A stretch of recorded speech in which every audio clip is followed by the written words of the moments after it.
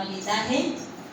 हमार नाजे दिन छठी नेता के लिए खाले खबरी भी तो मोर आदमी तो मोला प्रेम से भेजते जा करके मना नहीं करे तो हम चल का था तब मैं ले जावा करते तो कल ये सब प्रार्थना कर दिया कि वो भी आवे और प्रभु ला मोरे का समान है।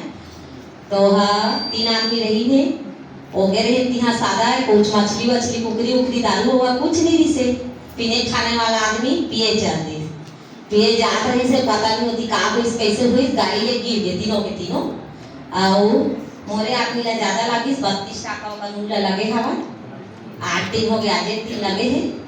मैं कहे जो करते अच्छा करते प्रभु का सबक मिलना चाहिए गलत कर जाता तब का तो परिणाम मिल बेच कर ही नहीं हो मैं का कर सका था लेकिन प्रभु ला प्रार्थना था करे जल्दी ठीक हो जाए मोर मेला ठेला आते धंधा पानी आते आए भैया ला कहे प्रार्थना कर दे कर लिए भैया कहे प्रार्थना करी से आ गोली वोली खाते मस्त दाल भात खाते खिचड़ी खाते प्रभु वाला राम दी से आ वो मौत से बचा के गई से पता नहीं ओकर का होती कैसे होती तेरा भगवान जाना और मोर रहते हुए तो कुछ भी नहीं हुआ का एक अंग आगे है तब प्रभु से मैं दुआ करा था कि वो ला खींच के लाए और ला घुटना के गाए मोर जिंदगी में ही ख्वाही से वो कुछ भगवान देवता का भी कुछ नहीं माना है मतलब ही नहीं रखा है लेकिन मैं चाहा था कि वो घुटना टेका और मोर जिंदगी के वही ख्वाही से सब दीदी भैया मन लग में प्रार्थना दे था कि वो घुटना टेका इधर आ गए और प्रभु ला मानना है।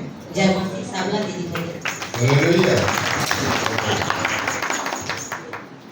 सभी को जय मसीह की। मैं बैठा हूँ पुष्टि में लेकिन मैं सोच रहा हूँ कौन सा गवाही दूँ मैं तो भूल गया था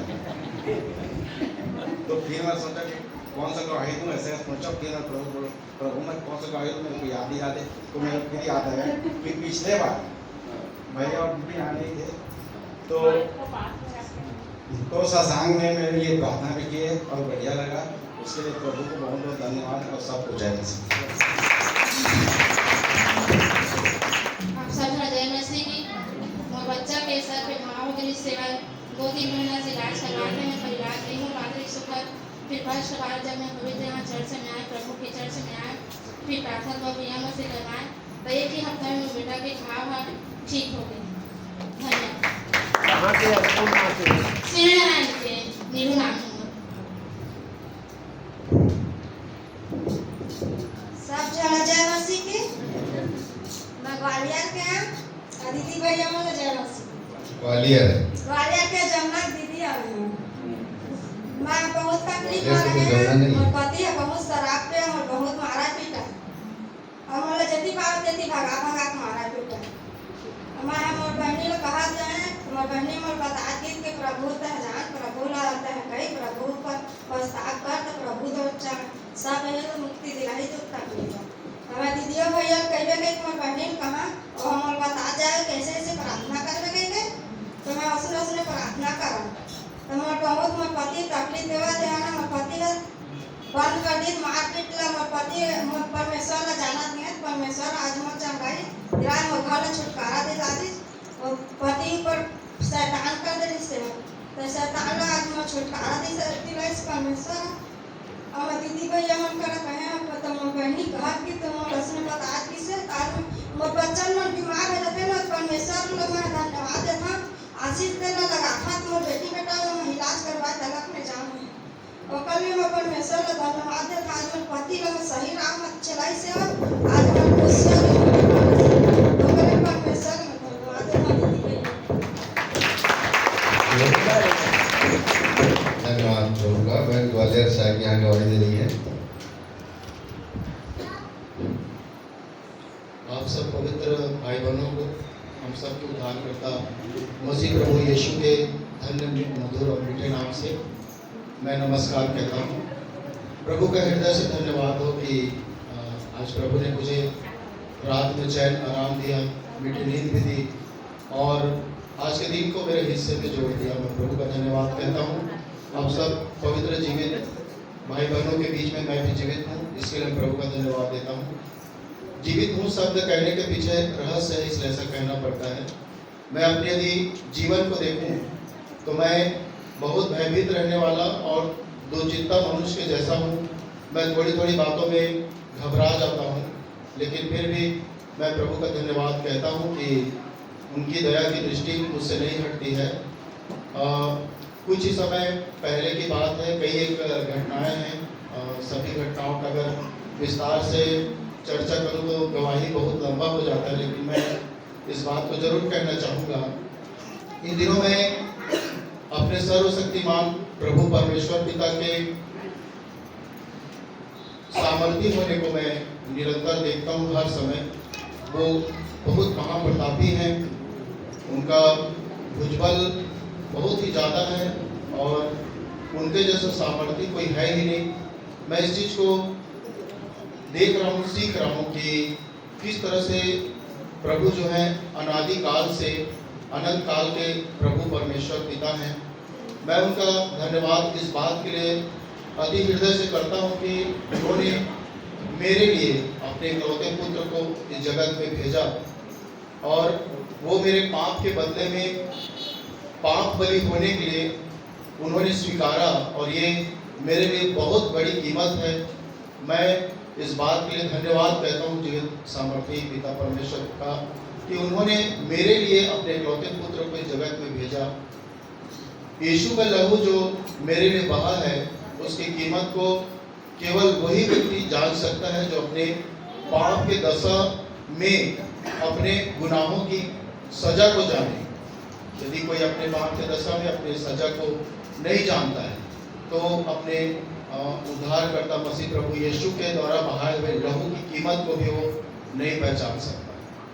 यदि कोई अपने पाप को जानेगा और उसकी नज़र में पाप है, क्योंकि हर मनुष्य जो लोगों के सम्मुख कैसा रहता है, उसका चाल चलन, उसका उठना बैठना, उसका बात बोली व्यवहार करना, उसके तौर तरीके, उसके सलूके देखने वालों की नज़र में बिल्कुल सही हो सकते हैं, पर जिसने हम सबको बनाया है, जिसने मुझे बनाया है, उस प्रभु के सामने बहरूपिया बनकर कोई भी हम में से नहीं जा सकता। मैं इस बात को अपने लिए कहता हूँ कि उस प्रभु के सम्मुख मैं जानता हूँ कि मैं बेपर्दा हूँ, इसलिए मैं अपने सांसों के विषय में प्रभु से कहता हूँ कि उसकी दया से मैं जीवित हूँ। प्रभु चाहते तो अपने आज्ञा से वे मेरे प्राणों को आज्ञा दे सकते हैं कि उसमें से निकाल आ करके और उसी घड़ी मैं समाप्त हो सकता हूँ, लेकिन प्रभु एक और अवसर देते हैं जो कि मेरे लिए बहुत बड़ी बात है। इसलिए यह मेरे किसी भलाई के कारण नहीं है, परंतु केवल एक बात के कारण है कि मैंने उनके पुत्र के बलिदान होने के रहस्य को जाना कि मैं एक पापी मनुष्य हूँ और यीशु मेरे लिए क्रूस पर मरकर अपने लहू के दाम को सर्वशक्तिमान परमेश्वर पिता को मेरे पापों के बदले में अर्पित किए हैं और उन्हीं के द्वारा मेरी क्षमा हो सकी है। जबकि आज हम लोग आरंभ में वचन पढ़ रहे थे तो मुझे यह बात स्मरण आ रहा था कि मैं भी आज उन मनुष्यों के जैसे ही होता यदि मुझे प्रभु के नाम को सुनने का अवसर नहीं मिलता, सुसमाचार को सुनने का अवसर नहीं मिलता।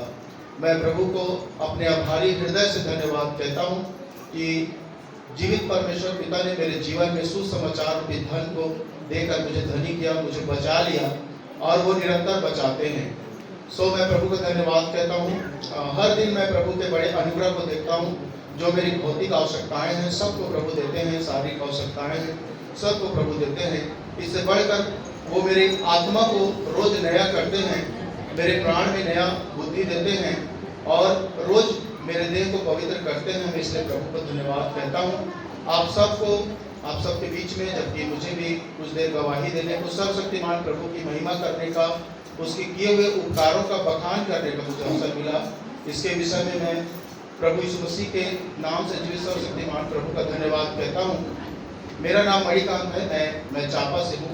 आप सबको प्रभु में नमस्कार करता हूँ। प्रचार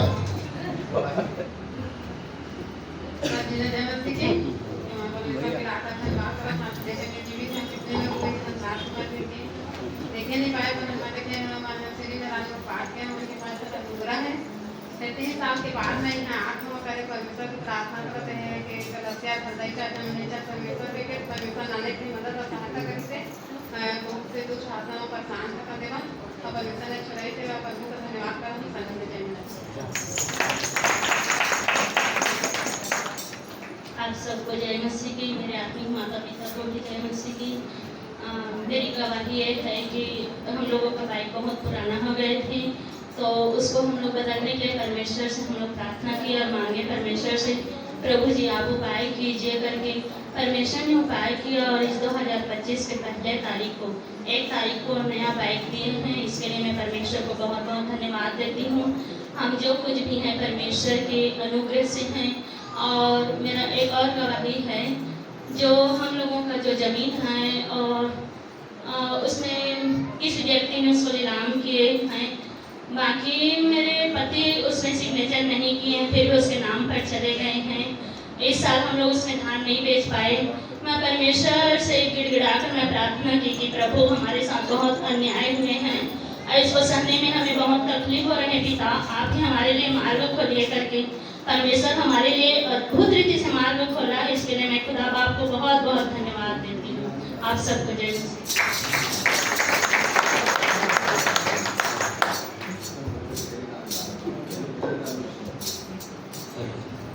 हेलो